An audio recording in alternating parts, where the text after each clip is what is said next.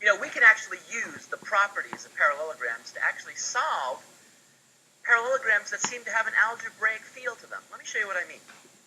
Here we're given a parallelogram, so we're told that ABCD is a parallelogram, and we're given various measures in terms of unknowns. This length is x plus 12, that length is 2x plus 5, the measure of the angle A is 10y degrees, the measure of angle B is 6y plus 4 degrees. It looks really complicated, very abstract.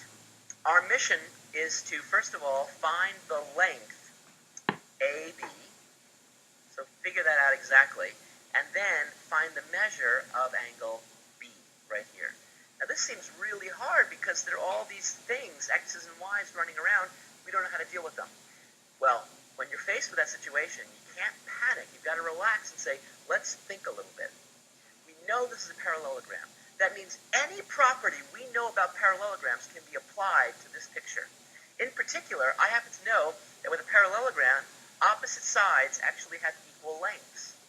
So if this length of CD is x plus 12, then I know it has to equal the length of AB, which is 2x plus 5. So that gives me a relationship, a connection between this x and that x there. These two values have to be equal. So if I set them equal, I can then solve for x. This is amazing. So look, let's check it out. 2x plus 5, that length is the same as this length, which is x plus 12.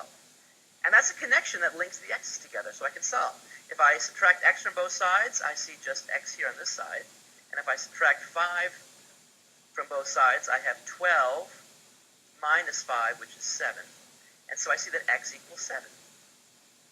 Now, we might be so excited that we might write down on our homework, x equals 7 is the answer, and do a little happy answer dance. But no, we have to remember what the question was. The question asked, what is the length of AB?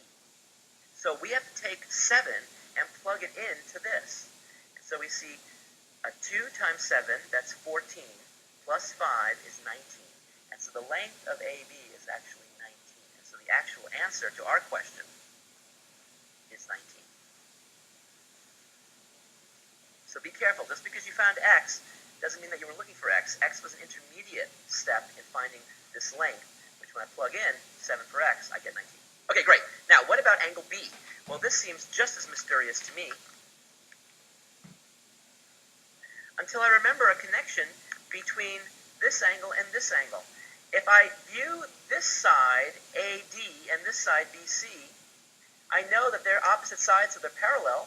Since they're parallel sides, I could think of this as a transversal. I know that these interior angles are going to be supplementary. That means that this measure plus that measure equals 180 degrees. And if I set that up, I now have a relationship between those two unknowns.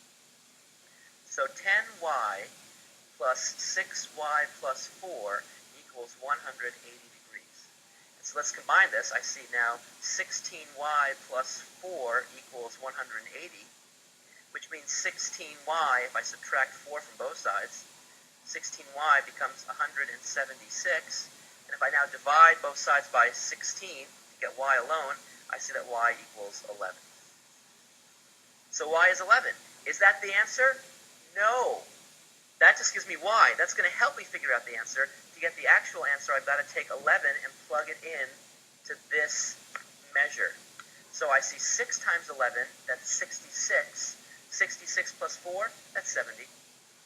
70 degrees. So the answer to the second part is 70 degrees.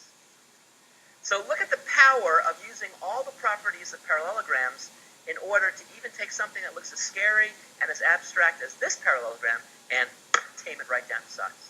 Congratulations.